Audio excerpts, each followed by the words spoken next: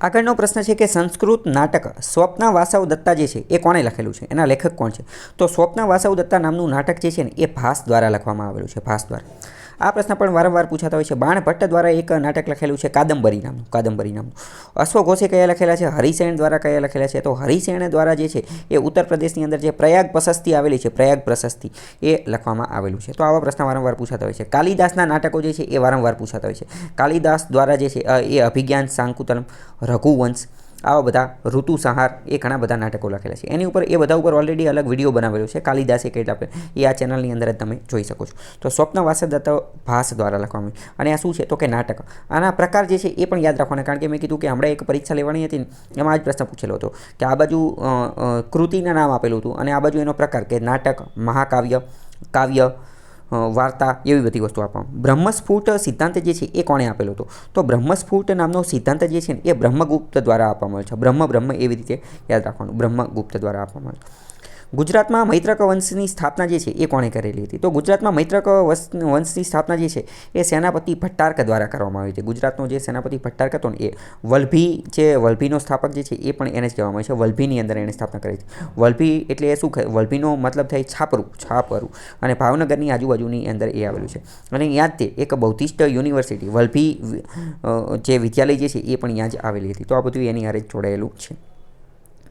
આગળનો પ્રશ્ન જે છે કુતુબુદ્દીન ઐબકનું રાજ્યારોહણ જે છે એ ક્યાં થયેલું હતું? રાજ્યારોહણ, થ્રોનનો મતલબ શું થાય? થ્રોનનો મતલબ થાય રાજસિંહાસન. તો એ બધી વસ્તુ ક્યાં થયેલી હતી? તો એનું જે રાજ્યારોહણ જે છે એ લાહોરની અંદર થયેલું હતું. લાહોરની અંદર એણે ગાદી સંભાળેલી હતી. અમીર ખુસરો જે છે એણે કયા સૂફી સંત પાસે અભ્યાસ કરેલો હતો? તો અમીર ખુસરોએ જે અભ્યાસ કરેલો હતો ને એ આ નિઝામુદ્દીન ઓલિયા પાસે કરેલું હતું. એક રીતે નિઝામુદ્દીન ઓલિયા જે છે ને એ એના ગુરુ હતા.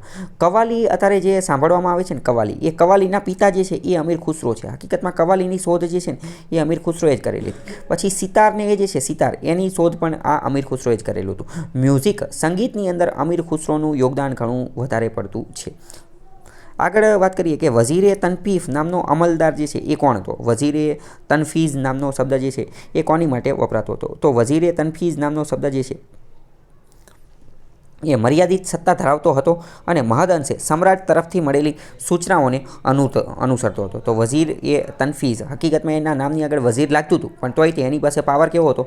લિમિટેડ હતો. અને એમ્પેરર સમ્રાટ દ્વારા જે સૂચના આપવામાં આવે એનું જ પાલન કરવાનું કામ કરતો હતો. અને આમે પ્રાચીન સમયમાં જે અંતિમ સત્તા તો કોના હાથમાં રહેતી હતી? તો અંતિમ સત્તા તો રાજાની પાસે જ રહેતી હતી, સમ્રાટ પાસે જ રહેતી હતી. તો હકીકતમાં તો બધા જે અમલદારો હોય એ બધાનું કામ તો રાજા દ્વારા જે સૂચના આપવામાં આવેલી હોય એનું જ કામ કરવાનું હોય. આમાં આ શું કહે છે? અનલિમિટેડ પાવર એડમિનિસ્ટ્રેશનના. તો આ વિધાન તો તમે આમે જોઈને ખબર પડી જાય કે આ તો આવશે જ નહીં. કેમ? કારણ કે અનલિમિટેડ પાવર તો કોની પાસે હતો? અનલિમિટેડ પાવર જે છે એ તો રાજા પાસે જ રહેતો હતો. તો બીજું વિધાન તો આવે જ નહીં. પછી જો અહીંયા શું કહે છે? કંટ્રોલ ઓફ ઓલ ઇક્ત લેન્ડ, ઇક્તા જમીન ઉપર સંપૂર્ણ. તો એ કઈ રીતે હોઈ શકે કે જમીન ઉપર બધો કંટ્રોલ તો એને આપેલો ન હોય. પછી કે control over the army, control over army હોય તો એની નામની આગળ જનરલ કે એવું કંઈક લગાવવામાં હોય તો એ પણ આવશે નહીં. બરાબર, જવાબ સી આવશે. આગળનો પ્રશ્ન આપેલો છે R&A, રીઝન અને અસર્શન, એટલે કે એક કથન આપેલું છે અને એનું કારણ આપેલું છે. આના આધારે આપણે કહેવાનું કે કથન સાચું છે કે કારણ સાચું છે કે બેય સાચા છે, અને કથન અને કારણ બેય યોગ્ય છે કે અયોગ્ય છે એ કહેવાનું. તો પહેલું એમ કહે છે કે સુર સામ્રાજ્ય વાસ્તવમાં દિલ્હી સલ્તનતમાં સાતત્ય અને પરાકાષ્ઠા સમાન હતું. એટલે કે સુર સામ્રાજ્યની અંદર જે છે ને એ દિલ્હી સલ્તનત જે છે એ એક્સ્ટ્રીમ લેવલે પહોંચી ગયું હતું, નેક્સ્ટ લેવલે પહોંચી ગયું હતું. ઘણું સારું એવું કામ કરેલું હતું એવું કહેવામાં આવે છે. તો એ વાત સાચી છે? તો કે આ સાચી વાત છે. શેરશાહ સૂરી એ સુર સામ્રાજ્યની અંદર બહુ સારું કામ કરેલું હતું. અને બીજું એનું રીઝન, એનું કારણ એવું કહે છે કે શેરશાહે સમગ્ર રાજ્યમાં કાયદા અને વ્યવસ્થા, લો એન્ડ ઓર્ડરની પુનઃ સ્થાપના કરેલી હતી. તો એ વાત પણ સાચી છે. બે વાત સાચી છે. અને એ જે છે એ આર જે છે એનું સાચું કારણ પણ છે, કારણ કે શેરશાહે સમગ્ર સામ્રાજ્યની અંદર, સમગ્ર એમ્પાયરની અંદર લો એન્ડ ઓર્ડર, કાયદા અને વ્યવસ્થાની પુનઃ સ્થાપના કરેલી હતી. એના કારણે જ તે દિલ્હી સલ્તનતની અંદર સુર સામ્રાજ્ય ક્યાં પહોંચી ગયું હતું? નેક્સ્ટ લેવલે પહોંચી ગયું હતું, પરાકાષ્ઠાએ પહોંચી ગયું હતું અને ખૂબ સારું એવું કામ કરતું હતું. તો એ અને આર સાચા છે અને કારણ જે છે એ પણ સાચું છે. આગળનો પ્રશ્ન જોઈએ કે બાબરે પોતાની રાજધાની જે છે એ ક્યાં સ્થાપી હતી? તો બાબરે પોતાની રાજધાની જે છે એ આગ્રાની અંદર સ્થાપી હતી. આગ્રાની અંદર આગ્રા નામનું શહેર જે છે એ પણ કોને બનાવેલું હતું એ તમારે કમેન્ટની અંદર કહેવાનું છે. એક લોધી વંશનો એક શાસક હતો એણે સ્થાપેલું હતું, તો એ તમારે કમેન્ટમાં કહેવાનું છે. આગળનો પ્રશ્ન જે છે એ શું કહે છે? આગળનો પ્રશ્ન એવું કહે છે કે નીચેનામાંથી કયા મુગલ શહેનશાહે કાયમી રાજધાની રાખી જ નથી? કાયમી રાજધાની જે છે ને એ જ નથી રાખી. તો કાયમી રાજધાની નહીં રાખવાનું કામ જે છે એ અકબર દ્વારા કરેલું હતું, કારણ કે અકબર જે છે એણે કાયમી રાજધાની રાખી ન હતી, કે ઘડીને ઘડીએ રાજધાની ફેરવતો હતો. આગળ વાત કરીએ કે આર અને એ ફરીથી એસર્શન અને જે રીઝન જે છે એ આપેલું છે. તો પહેલું શું કહે છે કે મહજરનામા એ જાહેર કર્યું હતું કે અકબર ખલીફાના સ્થાને હતો, અને અકબર માટે ઉલેમા અને ઉમરા ઉપર પોતાનો અંકુશ સ્થાપવો જરૂરી હતો, અંકુશ સ્થાપવો જે છે એ જરૂરી હતો. તો આનો સાચો જવાબ શું આવશે? તો આનો સાચો જવાબ જે છે એ આવશે ડી, કે એ અને આર પોતપોતાની રીતે સાચા છે, પરંતુ આર એ એનું સાચું કારણ નથી. કેમ? કારણ કે જો મહજરનામામાં એવું કીધું હતું કે અકબર ખલીફાના સ્થાને હતો. હા, તો એ વાત સાચી છે. અને અકબર માટે ઉલેમા અને ઉમરા ઉપર પોતાનો અંકુશ સ્થાપવો જરૂરી હતો, તો એ વાત સાચી છે. પરંતુ આ બે વાક્યની એકબીજાને કંઈ લેવા દેવા છે નહીં. આગળ વાત કરીએ 33મો પ્રશ્ન શું કહે છે કે નૂરજહાં ઝૂનતા જે છે, નૂરજહાંની જે ટોળકી, નૂરજહાંનું જે જૂથ હતું એની અંદર શરૂઆતમાં કેટલા સભ્ય હતા? શરૂઆતની અંદર એની અંદર કેટલા સભ્યો હતા? તો શરૂઆતની અંદર એની અંદર જે છે એ 4 સભ્યો હતા. કેટલા? 4 સભ્યો. આગળનો પ્રશ્ન છે કે કઈ ઘટના પછી મુઘલ અને મરાઠા વચ્ચે સંઘર્ષ જે છે એ વધુ તીવ્ર બનેલો હતો? તો સુરત ઉપર જે હુમલો થયેલો હતો ને એની પછી મુઘલ અને મરાઠા વચ્ચેનો સંઘર્ષ વધુ તીવ્ર થયેલો હતો. તમને ખ્યાલ હશે કે શિવાજી દ્વારા સુરતને જે છે એ 2 વાર લૂંટવામાં આવેલું હતું. સુરત જે છે એ જે તે સમયે મહત્ત્વનું બંદર હતું, અને મહત્ત્વનું બંદર હતું એટલે ત્યાંથી ઇન્ટરનેશનલ ટ્રેડ, આંતરરાષ્ટ્રીય વેપાર થતો હતો, જહાજને એ બધું ભરાતું હતું, અને દેશ વિદેશની અંદર ત્યાં બધો માલ સામાનને એ બધું વેચવામાં આવતું હતું. એટલે એક રીતે સમજો કે મુઘલ લોકોના અંતર્ગત સુરત નામનું બંદર હતું, અને ત્યાંથી વેપારને એ બધું થતું હતું. એટલે મુઘલને ત્યાંથી ઘણા બધા પૈસા પ્રાપ્ત થતા હતા, અને એમાંય તે મરાઠાએ શિવાજીએ 2 વાર સુરત લૂંટ્યું, એટલે ઘણો બધો નુકસાન થતું હતું આર્થિક રીતે. નુકસાન થાય પછી તો સંઘર્ષ વધવાનો છે. આગળનો 35મા નંબરનો પ્રશ્ન જે છે એ જોઈએ તો એમાં શું કહે છે? 35મો પ્રશ્ન એવું કહે છે કે મધ્યયુગના મોટા ભાગ દરમિયાન ભારતનો આંતરિક વેપાર જે છે, આંતરિક વેપાર એ કોના હસ્તક હતો? તો મોટાભાગનો આંતરિક વેપાર જે છે એ વણઝારા અંતર્ગત હતો. વણઝારા, જેને બંજારા પણ કહેવામાં આવે છે, ગીતે આવતું હોય છે કે બંજારા. તો વણઝારા લોકો, એમનું મુખ્ય કામ શું હતું? તો વણઝારા લોકોનું મુખ્ય કામ જે છે એ એક જગ્યાએથી બીજી જગ્યાએ ભટકતું રહેવાનું, વિચરતી વિમુક્તિ જાગતી કહેવામાં આવે છે. વિચરતા હોય, એક જગ્યાએથી બીજી જગ્યાએ ભટકવાનું ને એ બધું કામ કરવામાં આવે. પરંતુ હકીકતમાં મધ્યયુગની અંદર, મિડિવલ પીરિયડની અંદર આ લોકો શું કરતા હતા? તો કે ઇન્ટરનેશનલ ટ્રેડ કરતા હતા, અથવા ઇન્ટરનલ ટ્રેડ પણ કરતા હતા, આંતરિક વેપાર પણ કરતા હતા. એક જગ્યાએથી બીજી જગ્યાએ માલ સામાન વેચવાનું કામ કરતા હતા. કોણ? તો કે વણઝારા લોકો જે છે. આગળનો 36મા નંબરનો પ્રશ્ન જે છે એ જોઈએ તો એ શું કહે છે કે જમીન મહેસૂલની ગલ્લાબક્ષી પદ્ધતિ શું હતી? ગલ્લાબક્ષી પદ્ધતિ જે છે એ શું હતી? તો આ જે ગલ્લાબક્ષી પદ્ધતિ જે છે એ માપ કે આકારણી વગર પાકની વહેંચણી કરવામાં આવતી હતી. માપ કે એવું કંઈ કરવાનું નહીં, ડાયરેક્ટ તે પાકની વહેંચણી કરવામાં આવતી હતી. એનું નામ જ શું હતું? ગલ્લાબક્ષી. આગળ વાત કરીએ કે સરકારી દફતરમાં ખેડૂત માટે વપરાતો વ્યાપક શબ્દ કયો છે? વ્યાપક શબ્દ જે છે એ કયો છે? તો કે એ છે રિયાયા નામનો શબ્દ જે છે એ કોની માટે વપરાય છે? તો કે ખેડૂત માટે વપરાય છે, ખેડૂત માટે. આગળની વાત કરીએ કે મુગલ સમયમાં ગંજ શબ્દનો અર્થ શું થતો હતો? તો ગંજ શબ્દનો અર્થ જે છે એ પ્રાંતીય વહીવટી કેન્દ્ર થતું હતું. પ્રાંતીય વહીવટી કેન્દ્ર, પ્રાંત જે હોય ને એને કહેવામાં આવતું, પ્રોવિન્શિયલ એડમિનિસ્ટ્રેટિવ સિસ્ટમ. આગળનો પ્રશ્ન જોઈએ. આગળનો પ્રશ્ન છે કે વાસ્તવમાં સિક્કો ન હોય તેવી કઈ વસ્તુનો ઉપયોગ મુગલો પગારની ગણતરી માટે કરતા હતા? મુગલ લોકો જે છે એ પગાર આપતા હતા. તો પગાર ગણવાનો કઈ રીતે? તો પગાર ગણવા માટે જે છે ને એ સિક્કા જેવી એક વસ્તુ વાપરતા હતા, પણ હકીકતમાં એ સિક્કો ન હતો, સિક્કા જેવી એક વસ્તુ હતી. તો એ વસ્તુ કઈ હતી? એ વસ્તુ હતી જિતલ. જિતલનો ઉપયોગ કરી અને એ પગાર આપતા હતા માપવા માટે. આગળનો પ્રશ્ન છે કે દરબારી સંસ્કૃતિને કોના સમયમાં મહત્તમ પ્રોત્સાહન મળેલું હતું? એટલે કે કોર્ટ કલ્ચર, દરબાર જે મુગલની વાત કરે છે, તો મુગલ લોકોનો જે દરબાર હતો ને તો એની અંદર કોની અંદર વધારે મળ્યું હતું? તો કે જહાંગીરના સમયની અંદર. જહાંગીર, તમને ખ્યાલ હશે કે કલ્ચર, સંસ્કૃતિને વધારે મહત્ત્વ આપતો હતો, પેઇન્ટિંગને એ બધાને વધારે મહત્ત્વ આપતો હતો, મ્યુઝિકને પણ વધારે મહત્ત્વ આપતો હતો. તો કે દરબારના લોકો બધા ભેગા થતા હતા, મ્યુઝિકને, આ મુજરાને આવી બધી વસ્તુ જે છે ને એ દરબાર કલ્ચરને એના કારણે ત્યારે વધારે મહત્ત્વ મળેલું હતું. 41મો પ્રશ્ન જે છે, 41મો પ્રશ્ન એની વાત કરીએ કે 3 દરવાજા તરીકે ઓળખાતો 3 કમાનવાળો દરવાજો જે છે એ કયા શહેરની અંદર આવેલો છે? તો આ જે 3 કમાનવાળો જે દરવાજો જે છે એ અમદાવાદની અંદર આવેલો છે. 3 દરવાજા તમે સાંભળેલું હશે, બરાબર? તો એ બધું ક્યાં આવેલું છે? અમદાવાદની અંદર જ આવેલું છે. અને અમદાવાદ જે છે એને વર્લ્ડ હેરિટેજ સિટી તરીકેની ઘોષણા જે છે એ પણ કરેલું છે. અમદાવાદની અંદર મુગલ સમયના જે છે એ ઘણા બધા સ્થાપત્યો જે છે એ આવેલા છે.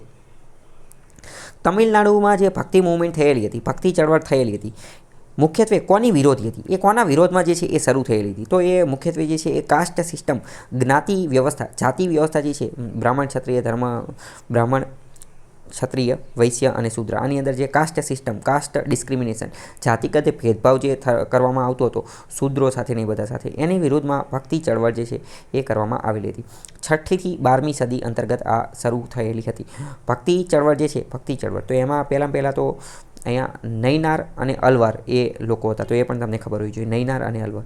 નૈનાર કોણ હતા? તો કે નૈનાર જે છે, નૈનાર એની ઉપરથી તમારે યાદ રાખવાનું, નયન. નયન એટલે શું થાય? આંખો. તો કે 3 આંખો કોની હતી? 3 આંખો હતી શિવને. તો નૈનાર લોકો જે છે એ શિવને માનવાવાળા હતા અને અલવાર જે છે, અલવાર એ વિષ્ણુને માનવાવાળા લોકો હતા. તો દક્ષિણ ભારતની અંદર પહેલાં આ ભક્તિ ચળવળ ચાલુ થઈ હતી. નૈનાર અને અલવાર વિષ્ણુ અને શિવના વિરોધી લોકો હતા. અને ધીમે ધીમે આ ચળવળ જે છે એ ઉત્તર ભારતમાં આવેલી હતી. વિધાનવાળા વાક્યમાં પૂછેલી હશે કે ભક્તિ ચળવળ સૌપ્રથમ દક્ષિણ ભારતમાં શરૂ થઈ હતી. વિધાન સાચું પડશે. ભક્તિ ચળવળ જે છે એ 6ઠ્ઠી થી 12મી સદીમાં શરૂ થઈ હતી. વિધાન સાચું પડશે. ભક્તિ ચળવળ જે છે એ દક્ષિણ ભારતમાંથી ઉત્તર ભારતમાં આવેલી હતી. એ વિધાન પણ સાચું હશે. દક્ષિણ ભારતની અંદર અલવાર અને નૈનાર એનો પ્રશ્ન પૂછી જશે. અને ઉત્તર ભારતમાં જે છે ને, ઉત્તર ભારતમાં એમાં પણ એના 2 ફાટા હતા. ઉત્તર ભારતમાં 2 ફાટા કયા હતા? તો કે સગુણ ભક્તિ અને નિર્ગુણ ભક્તિ. સગુણ ભક્તિ અને નિર્ગુણ ભક્તિ.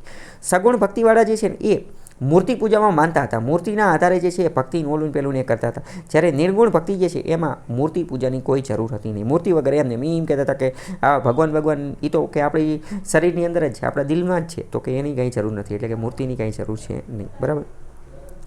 આગળ 43મો પ્રશ્ન જોઈએ કે 43મો પ્રશ્ન જે છે એ શું કહે છે કે રૂઢિચુસ્ત ઇસ્લામનો પ્રભાવ વધવાની શરૂઆત જે છે એ કોના સમયમાં થઈ ગઈ હતી? તો એ જે છે એ શાહજહાંના અંતર્ગત જે છે ને એ શરૂ થઈ ગઈ હતી. અને પછી આગળ જતાં ઔરંગઝેબની અંદર એ થોડી વધારે ઉગ્ર બની ગઈ હતી. એટલે કે શરૂઆત ક્યારે થઈ હતી? જો આમાં તમે કન્ફ્યુઝ થઈ શકો કે ઔરંગઝેબ આવશે, પણ શરૂ ક્યારે થઈ હતી એ પૂછે છે. તો એ તો શાહજહાંમાં જ શરૂ થઈ ગઈ હતી. ઔરંગઝેબમાં તો એ વધારે મજબૂત બની ગઈ હતી. બરાબર. આગળનો 44મો જોઈએ કે મહમૂદ ગાવા નામનો વ્યક્તિ હતો. મહમૂદ ગાવા એનું નેતૃત્વ નીચે બહમની લશ્કરો દક્ષિણમાં ક્યાં સુધી પહોંચી ગયા હતા? તો એ દક્ષિણની અંદર કાંચીપુરમ નામની જગ્યા હતી તમિલનાડુની અંદર, ત્યાં સુધી પહોંચી ગયા હતા મહમૂદ ગવાના નેતૃત્વ અંતર્ગત. આગળ 45મો પ્રશ્ન જોઈએ કે 45મું શું કહે છે કે નીચેનામાંથી કયો સેનાપતિ ગુજરાતનો વતની હતો અને જેણે ખલજી શાસનના અંતિમ તબક્કા દરમિયાન દિલ્હીની ગાદી જે છે ને એ કબજે કરી લીધી? દિલ્હીની આખી ગાદી જે છે એ કબજે કરવાનું કામ જે છે એ કોણે કરેલું હતું? તો કે મલિક કાફુરે કરેલું હતું. મલિક કાફુર, તમને ખ્યાલ હશે કે મલિક કાફુર કોણ હતો? તો કે એ ખલજી શાસન અંતર્ગત જે અલાઉદ્દીન ખિલજી જે છે ને, અલાઉદ્દીન ખલજી એનો મનગમતો અથવા એનો ખૂબ જ વધારે બહાદુર ગુલામ હતો. બરાબર. અને એ ખૂબ જ બહાદુર હતો. ઘણા બધા હકીકતમાં અલાઉદ્દીન ખિલજી એ જે છે ને એ મોટાભાગની વસ્તુ જીતી લીધી હતી. દક્ષિણ ભારતને ઓલું પેલું ઘણું બધું જીતેલું હતું. તો એ બધું જીતવા પાછળ જો અલાઉદ્દીન ખિલજીનો સૌથી વધુ કોઈ સાથ આપેલો હતો તો એ મલિક કાફુર હતો. અને મલિક કાફુર જે છે ને એ પાછો ગુજરાતનો હતો. તમે ઇતિહાસની અંદર ઘણા બધા એવા લોકો જોશો કે જેમાં ગુજરાતીઓનું વધારે પ્રદાન હતું અને ગુજરાતનું જે છે એ થોડું વધારે યોગદાન હતું. અલાઉદ્દીન ખિલજીનું હમણાં એક પિક્ચર આવેલું છે. તો એ પિક્ચરની અંદર પણ અલાઉદ્દીન ખિલજીની સાથે આ મલિક કાફુર જે છે એને બતાવવામાં આવેલો છે. આગળનો પ્રશ્ન જોઈએ 46મો કે વાણિયા જ્ઞાતિ જે છે, વાણિયા જ્ઞાતિના માણિકચંદ અને મોતીચંદ એ કયા શાસકના પ્રધાન હતો? માણિકચંદ આજે ખાવાની આવે માલિકચંદ એની વાત નથી કરતા, વ્યક્તિનું નામ છે. માણિકચંદ અને મોતીચંદ એ કયા શાસન અંતર્ગત આવતા હતા? તો આ બંને જે છે એ અહમદ શાહ પ્રથમ જે છે, અહમદ શાહ પ્રથમ એની અંતર્ગત કામ કરવાવાળા લોકો હતા. વાણિયા જ્ઞાતિના લોકો હતા. એક રીતે વેપારીઓ હતા જે તે સમયે. મોતીચંદ ને એ બધા. બરાબર. એ સમય આ બધા લોકો જે છે ને એ એવા હતા કે એમની વેપારીઓ હતા અને મોટા, એક રીતે મોટું માથું કહેવાય ને એ બધા લોકો હતા. એક સમય એવો પણ આવેલો હતો કે આ બધાની પાસેની સંપત્તિ એટલી હતી કે જેટલી તો રાજા પાસેની સંપત્તિ ન હોય. એટલે રાજાને રીતે જો પૈસા જોતા હોય તો એ આમની પાસે જાય. એટલા મોટા લેવલના લોકો હતા. બરાબર. કે એટલે મોટા મોટા દેરાસર બનાવીને, મંદિર બનાવીને, ઓલું બનાવીને ચેન તે બનાવી કરતા હતા. આગળનો પ્રશ્ન છે કે બહાદુર શાહ કે જે ગુજરાતનો શાસક હતો એણે મુગલ લોકોને પડકાર આપેલો હતો. મુગલ લોકોને પડકાર કઈ રીતે આપેલો હતો? તો બહાદુર શાહ જે છે ને એણે મુગલને પડકાર આપેલો હતો. વાયવ્યની અંદર અફઘાનો સાથે વાટાઘાટો કરી નાખેલી હતી અને માળવાનો વિજય કરી લીધો હતો. માળવાને જીતી લીધું હતું. એવું કરી અને એણે મુગલ સત્તાને પડકાર ફેંકેલો હતો. આગળનો 48 નંબરનો પ્રશ્ન છે કે એક બાજુ જે છે એ પુસ્તક આપેલી છે અને બીજી બાજુ જે છે એના લેખક કે એવું કંઈક આપેલું છે. બરાબર. આ સરખાવવાનું છે આપણે. ઓથર, લેખક આપેલા છે ને એ બધું. તો સાચી વસ્તુ જે છે, જોડકા જે છે એ જોડવાના છે.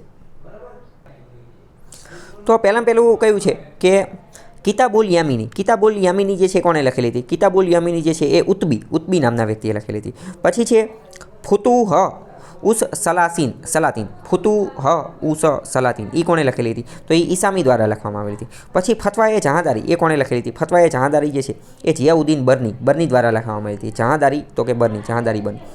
તારીખે સલાતીન કોણે લખેલી હતી? તારીખે સલાતીન જે છે એ અહમદ યાદગાર દ્વારા લખવામાં આવેલી હતી. અહમદ યાદગાર જે છે એણે લખેલી હતી. આગળનો પ્રશ્ન 49 નંબરનો જે છે એ શું કહે છે કે મધ્યયુગીય ભારતના ઇતિહાસકારો પર સૌ પ્રથમ મહત્ત્વની અને પદ્ધતિસરની કૃતિ કઈ છે? મિડિવલ એજ.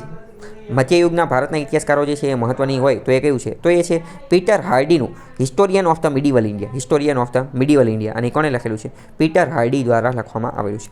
આગળનો 50મા નંબરનો પ્રશ્ન જોઈએ તો એ શું કહે છે કે 18મી સદીના સંદર્ભમાં લશ્કરી રાજકોષવાદનો સિદ્ધાંત જે છે એ કોણે આપેલો હતો? મિલિટરી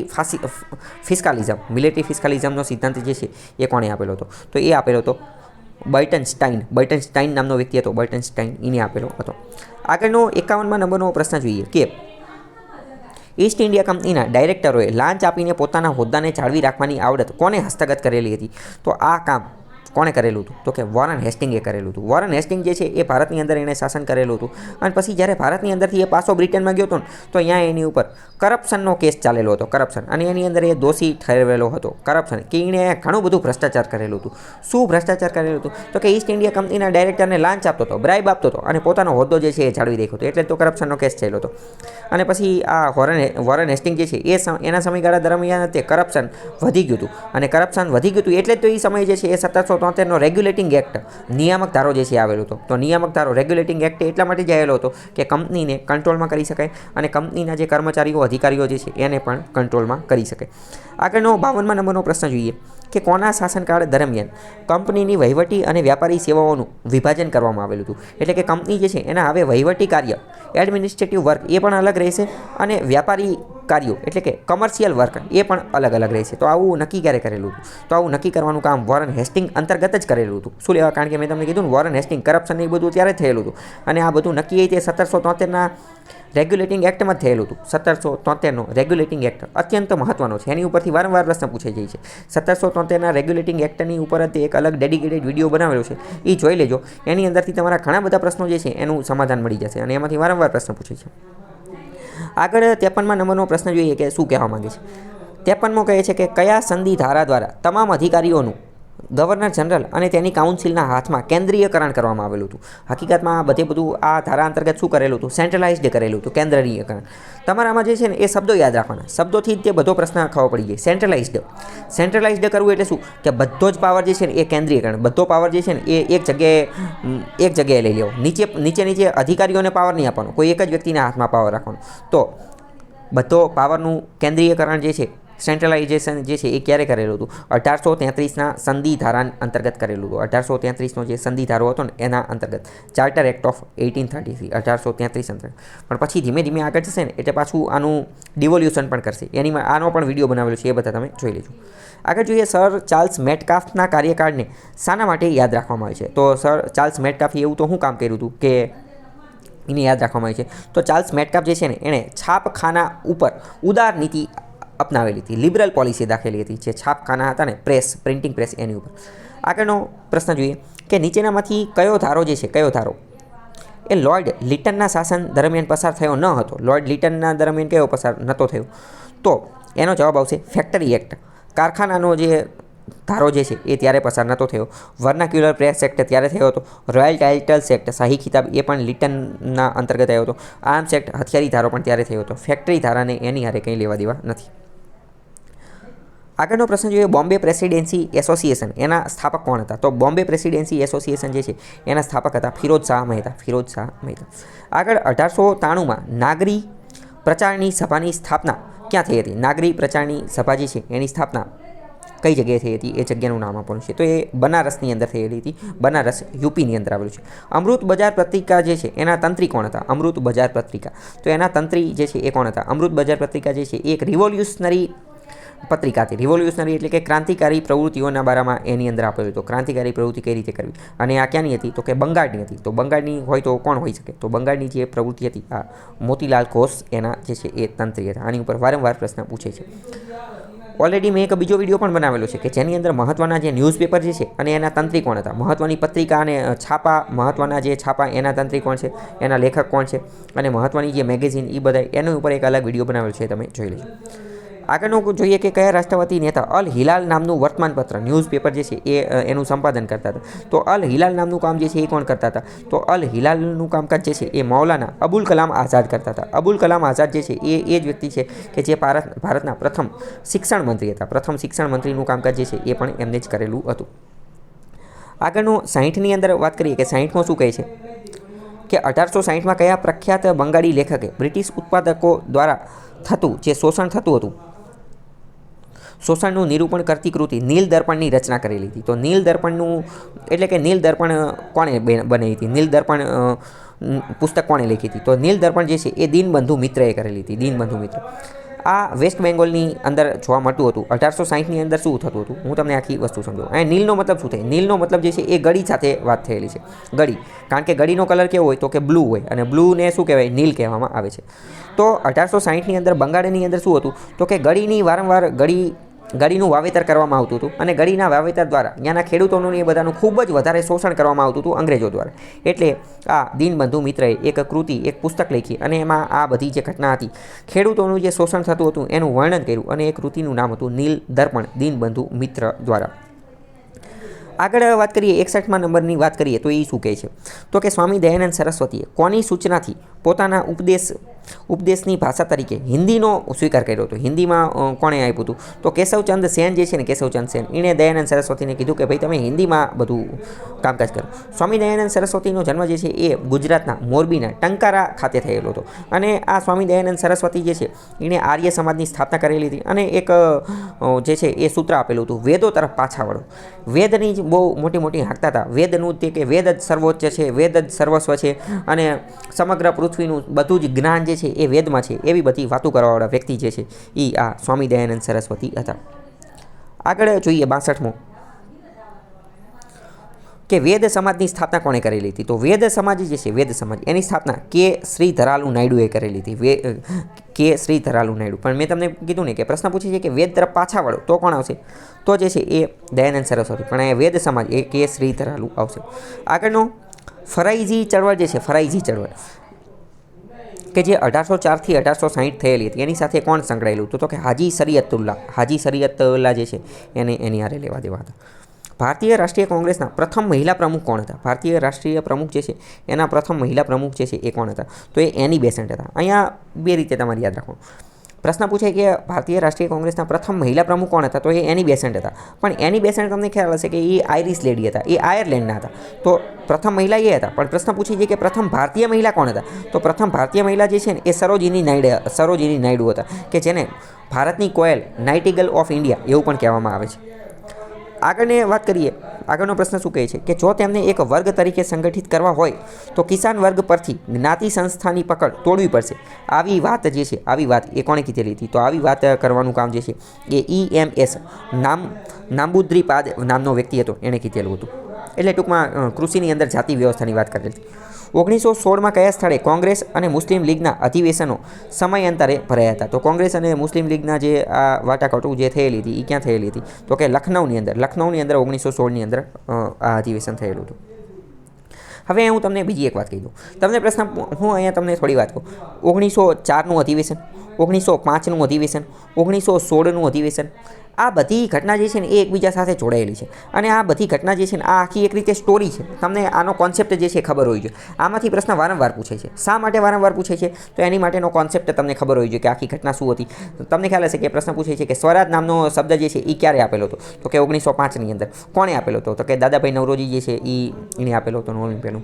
બરાબર. તો આવું બધું આ બધી વસ્તુ પાછળનું કારણ છે. તો એ બધી વસ્તુ પાછળના કારણ માટેનો મેં એક અલગ ડેડિકેટેડ વિડીયો બનાવેલો છે, એ તમે જોઈ લેજો. આગળ જોઈએ 1927માં મદ્રાસ ખાતે કોના પ્રમુખપણા નીચે ભરાયેલા કોંગ્રેસ અધિવેશનમાં સાયમન કમિશનના બહિષ્કારનો નિર્ણય જે છે એ લેવામાં આવ્યો હતો. સાયમન કમિશનનો બહિષ્કાર જે છે એની વાતો જે છે એ કરેલી હતી. તો આ પ્રશ્ન જે છે ને આ રદ કરેલો છે. આનો કોઈ જવાબ જે છે એ આપેલો નથી. આમે ડ્રોપ કરેલો છે આ ક્વેશ્ચન આમને GSET વાળાએ. આગળ વાત કરીએ કે કાલગણનાની દ્રષ્ટિએ જે છે એ સાચો છે, યોગ્ય ક્રમમાં જે છે એ ગોઠવવાનું છે. તો હું તમને ડાયરેક્ટ જે છે એ સાચો જવાબ કહી દઉં છું કે યોગ્ય ક્રમમાં કયું સાચું હશે. યોગ્ય ક્રમની અંદર સાચામાં સાચું જે છે એ પહેલું ઓગસ્ટ પ્લાન, પછી CR formula, C Rajagopal formula જે છે એ આવેલું હતું, પછી દેસાઈ લિયાકત અલી પેક્ટ અને વેવેલ પ્લાન, એ જે છે એ સાચો જવાબ આવશે. આગળ વાત કરીએ કે ભારતના આગેવાન ઉદ્યોગપતિઓ દ્વારા કયા વર્ષો દરમિયાન બોમ્બે પ્લાન તૈયાર કરવામાં આવ્યો હતો. બોમ્બે પ્લાન જે છે એ કોણે તૈયાર કરેલો હતો? તો કે આ જે ટાટા અને બિરલા એ લોકો જે છે ને એમને આ બોમ્બે પ્લાન તૈયાર કરેલો હતો. તો બોમ્બે પ્લાન જે તૈયાર કરેલો હતો એ ક્યારે કરેલો હતો? તો કે એ 1944-45 અંતર્ગત કરેલો હતો. હકીકતમાં પ્રાચીન ભારતની અંદર ઘણા બધા આ ઇકોનોમી અર્થતંત્ર સંબંધિત પ્લાન આવેલા હતા, જેમ કે પીપલ્સ પ્લાન, પછી બોમ્બે પ્લાન, પ્લાનિંગ કમિશન, આ ઘણા બધા પ્લાન આવેલા હતા. એ બધા ઉપર અલગ ડેડિકેટેડ વિડીયો બનાવેલો છે, તો એ વિડીયો પણ તમે જોઈ લેજો, તમને ખ્યાલ આવી જશે. કારણ કે આ ટોપિક મહત્વનો એટલા માટે પણ છે કારણ કે હિસ્ટ્રીનો ટોપિક છે અને ઇકોનોમીનો ટોપિક પણ છે. તો એની અંદર ડિટેલમાં સમજાવેલું છે. બોમ્બે પ્લાનને, પીપલ્સ પ્લાનને, મહાલનોબિસ પ્લાનને, એ બધા એ તમે જોઈ લેજો. આગળ વાત કરીએ કે ગોવા પ્રદેશ પોર્ટુગીઝોના અંકુશ નીચેથી મુક્ત ક્યારે થયું. ઇન શોર્ટ એવું પૂછે છે કે ગોવા જે છે એ આઝાદ ક્યારે થયું. તો ગોવા આઝાદ થયેલું હતું 1961ની અંદર. 1961 ગુજરાત ક્યારે આઝાદ થયું? ગુજરાત નવું રાજ્ય બન્યું 1960. એને એક વર્ષ પછી 1961ની અંદર કોણ બન્યું? તો કે ગોવા બન્યું. બરાબર, તમારે ગુજરાત જી એવી રીતે યાદ રાખવાનું, કારણ કે ગુજરાતની એક્ઝેક્ટ નીચે ગુજરાત જો મેપની અંદર જુઓ તો કેવી રીતે છે, અહીંયા ગુજરાત છે, અહીંયા મહારાષ્ટ્ર છે અને અહીંયા તરત જ ગોવા છે. તો ગુજરાત 1960માં અને મહારાષ્ટ્ર 1960માં, એને એક વર્ષ પછી 1961માં ગોવા. બરાબર, એટલે આમ લાઇનમાં બધા હાલતા હતા. અને 1961માં જ્યારે ગોવા આઝાદ થયું, પોર્ટુગીઝોથી આપણે એને આઝાદ કરાવ્યું, તો એ સમયે ભારતના પોર્ટુગલ સાથેના સંબંધ પણ બગડી ગયા હતા, કારણ કે એ જીઓ પોલિટિક્સની દ્રષ્ટિએ પણ મહત્ત્વનો ટોપિક હતો. અને પોર્ટુગલ દેશ જે છે એને ભારત સાથે સંબંધો થોડાક બગાડ્યા હતા. તો આપણે કીધું કે ભાઈ બગાડો તો વાંધો નહીં, પણ અમને તો ગોવા દઈ દો. બરાબર, અમે અમારી રીતે તમે નહીં આપો તો અમે મિલિટરી ઓપરેશનથી લઈ લઈશું. માનવતાવાદનું સૌથી અસરકારક પ્રદાન કયા ક્ષેત્રમાં હતું? તો એ કોની અંદર હતું? પ્રાચીન કૃતિઓની પુનર્લબ્ધિ. જે એન્શિયન્ટ ટેક્સ હતા, એન્શિયન્ટ ટેક્સ્ટ, પ્રાચીન જે કૃતિઓ હતી એને આપણે ફરીથી રિકવર કરી લીધેલી હતી. તો એ આપણી માટે, માનવતા માટે સૌથી મહત્ત્વની વસ્તુ હતી. આગળ વાત કરીએ કે આગળનો પ્રશ્ન શું કહે છે? તો કે પુનર્જાગૃતિ એટલે રેનેસા. પુનર્જાગૃતિના પ્રારંભકાળમાં સૌથી મહાન આશ્રયદાતાઓમાંનો એક કોણ હતો? તો એ કોસિમો દ મેદિચી જે છે ને એને પુનર્જાગૃતિ રેનેસાનો એક રીતે પાયો નાખેલો હતો, અથવા એને ગ્રેટેસ્ટ પેટ્રોન, એને સૌથી વધુ આશ્રય આપવાનું કામ કરેલું હતું. આગળ, પૂર્વ યુરોપમાં રશિયન નીતિને દર્શાવતા શબ્દ લોખંડી પડદાનો સૌપ્રથમ ઉપયોગ કોના દ્વારા કરવામાં આવ્યો હતો? લોખંડી પડદાને આયર્ન કર્ટેન જે છે એ પણ કહેવામાં આવે છે. તો કે લોખંડી પડદાનું આ જે ઉલ્લેખ છે એ સૌથી પહેલાં જે છે એ કોણે કરેલો હતો? તો કે વિન્સ્ટન ચર્ચિલે કરેલો હતો. વિન્સ્ટન ચર્ચિલ જે બ્રિટનના PM હતા ને એને કીધેલું હતું આયર્ન કર્ટેન, કે એ એક રીતે શું કરે છે કે રશિયન નીતિ માટે વાપરેલો હતો, રશિયન પોલિસી માટે. ઇતિહાસનો વિષય વસ્તુ ઇતિહાસ પોતે છે એવું કોણે કીધેલું હતું? તો એવું કહેવાવાળો વ્યક્તિ જે છે એ એરિપિરેન હતો. એરિપિરેન નામનો વ્યક્તિ હતો, એણે કીધેલું. પછી આગળ આપેલું છે કે તત્વચિંતકો, ફિલોસોફર આપેલા છે અને એ કયા દેશના હતા એની વાત કરેલી છે. તો એને આપણે જે છે એ સરખાવવાના છે. આપણે ડાયરેક્ટ જવાબ જે છે એ જોવાની કોશિશ કરીએ. તો જ્હોન લોક જે છે એ ક્યાંનો હતો? જ્હોન લોક જે છે એ ઇંગ્લેન્ડનો હતો. બેનેડિક્ટ સ્પિનોઝા જે છે એ ક્યાંનો હતો? સ્પિનોઝા જે છે એ હોલેન્ડનો હતો. હોલેન્ડ એટલે કે ડચ, હોલેન્ડનો હતો. પછી ગોટફ્રીડ લાઇબનિટ્ઝ જે છે, ગોટફ્રીડ લાઇબનિટ્ઝ એ ક્યાંનો હતો? એ જર્મનીનો હતો. અને આનતુંગો ક્યાંનો હતો? આનતુંગો જે છે એ ફ્રાન્સનો હતો. આ બધાની અંદર સૌથી મહત્ત્વના હોય તો આ જ્હોન લોક અને સ્પિનોઝા જે છે એ મહત્ત્વના છે. જ્હોન લોક ક્યાંનો હતો? કે જ્હોન લોક જે છે એ ઇંગ્લેન્ડનો હતો. સ્પિનોઝા એ ક્યાંનો હતો? હોલેન્ડનો હતો. લાઇબનિઝ જે છે એ ક્યાંનો હતો? લાઇબનિઝ એ જર્મનીનો હતો. અને તુર્ગો જે છે એ ફ્રાન્સનો હતો. તો આ પ્રશ્નો જે છે એ પૂછાતા હોય છે.